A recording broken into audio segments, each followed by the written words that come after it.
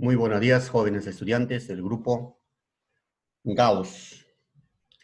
Bueno, hoy una vez más nos reencontramos por este medio y así continuar con el desarrollo de las sesiones programadas para este tercer bimestre.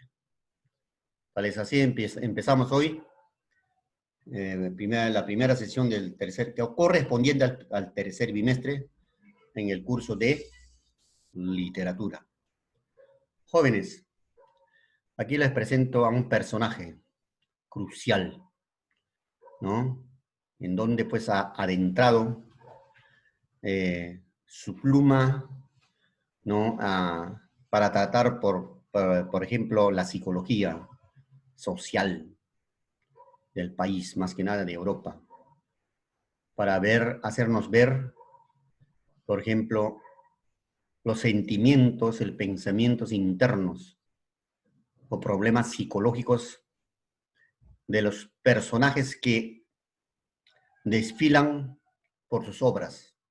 Este es el famoso Fedor Dostoy, cuyas obras se caracterizan por ser psicológicos, de carácter psicológico, casi en todas sus obras. Este personaje pertenece a una escuela literaria, denominado el realismo ruso. El siglo XIX es considerado el siglo de oro de la literatura rusa, ya que tanto la poesía como la prosa consiguieron alcanzar la excelencia durante este periodo. En la segunda mitad del siglo XIX, los autores rusos no pudieron ignorar la complejidad social y política de su país y convirtieron la vida cotidiana y el individuo común en la eterna principal de su obra. Es la corriente denominada realismo ruso. El realismo se extendió a las demás artes, como por ejemplo a la pintura del artista realista ruso y por ejemplo Ilya Repin, cuyos cuadros ilustran este tema. La literatura rusa de la segunda mitad del siglo XIX es realista. A menudo refleja las causas de las desgracias sociales, desgracias del hombre, problema interno, psicológico de la gente. Entra en el mundo de unas clases nuevas, de las personas que se encuentran en situación cambiante. Los realistas rusos nos introducen en el mundo moral, histórico, social de la vida diaria de un país tan complejo y amplio como la Rusia decimonónica. A pesar de sus diferencias entre los escritores realistas rusos se encuentran Chejov, Dostoy, Tolstoy y Gogol. Características. Describe con detalle los paisajes naturales, los entornos urbanos, las viviendas y sus decoraciones, los rasgos físicos de las personas. Esta abundancia de descripciones minuciosas proporciona un ritmo lento a la narración. El argumento resulta a veces anecdótico. Se muestra un sentimiento de piedad y compasión por las personas y sus circunstancias vitales. Los realistas rusos buscan el significado de la vida, incluyendo una gran carga de preocupaciones morales y filosóficas. Los autores más destacados del realismo ruso son Antony, Gogol, Chejov, Dostoy, ¿no? Tolstoy y Chejov. Son los más resaltantes del realismo ruso. Fedor Mihanovich Dostoy nació en Moscú el 11 de noviembre de 1821. Al cumplir los 17 años, su padre le envió a la Academia Militar de San Petersburgo. Los estudios técnicos le aburrían y tras graduarse decidió dedicarse a la literatura. En 1849, su carrera literaria quedó fatalmente interrumpida. En 1849 trabajó como soldado ruso en Siberia. Luego recibió permiso para regresar a San Petersburgo en compañía de una viuda de tuberculosis. Tras la muerte de su mujer se quedó prácticamente en la ruina. Murió el 28 de enero de 1881. Su producción literaria, Pobres Gentes, 1846. El Doble, 1846. Memorias de la Casa Muerta, ¿no? Humillados, ofendidos. Notas de invierno sobre impresiones del verano. El Jugador, Crimen y Castigo, su obra más famosa. Los Endemoniados y los Hermanos Karamazov. Todas estas obras son de carácter psicológico. Ahora les voy a invitar a escuchar el extracto, o sea, es decir, el resumen de esta obra, ¿no? Que nos va a hacer reflexionar, ¿no? No solamente a nosotros, sino a todas las personas que leen esta obra, ¿no? El resumen de esta famosa obra. Hoy veremos Crimen y Castigo de Fyodor Dostoyevsky. Rodion Raskolnikov es un joven estudiante con problemas económicos. Tiene en mente un plan que va ensayando al visitar a Lena, una vieja usurera. En una taberna conoce a Marmeladov, un hombre quien le confiesa su miseria, el alcoholismo. Su esposa Catalina está decepcionada de él y su hija Sonia tuvo que ejercer la prostitución a causa de este problema. Rodion acompaña a Marmeladov a su casa donde su esposa le recrimina por llegar ebrio y sin un centavo. Rodia contempla esta escena y deja un poco de dinero. Cuando llega a su habitación, recibe una carta de su madre. Su hermana había sido echada de su trabajo luego de ser acusada injustamente por supuestamente seducir a su patrón y ahora se casaría con un hombre llamado Lujin. Rodion entiende que ella lo hará por necesidad y esto le molesta.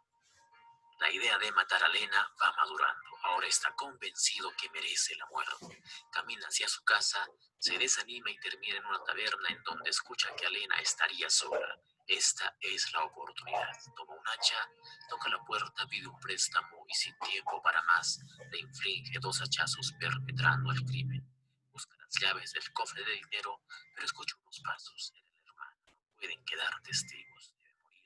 Sin otra salida, Rodion también acaba con ella. Raskolnikov regresa nervioso a su casa. Al día siguiente recibe una citación de la policía. Rodia desespera y enferma, pero la citación era solo la exigencia de la dueña de casa por su deuda. En la cita escucha sobre los asesinatos perpetrados e instantáneamente desmaya. En su paranoia, esconde lo robado enterrándolo.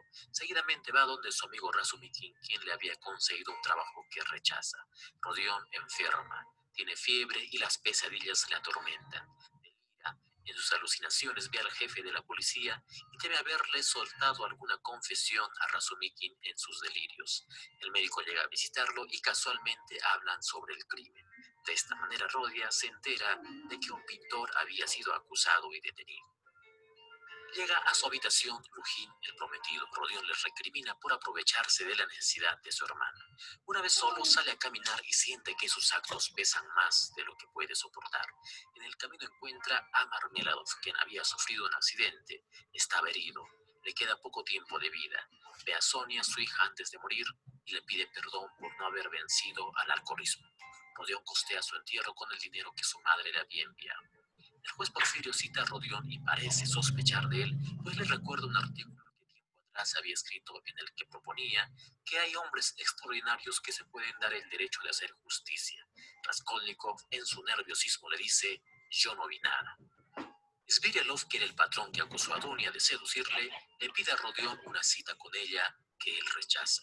Lujin acusa a Rodia ante su madre y hermana por haberle dado dinero a Sonia y después de momentos de tensión es finalmente echado. Rodion sugiere a Pulcheria y Dunia separarse de él. Visita entonces a Sonia. Le propone huir juntos, pues considera que ambos están malditos y que viven bajo los suburbios de la moral.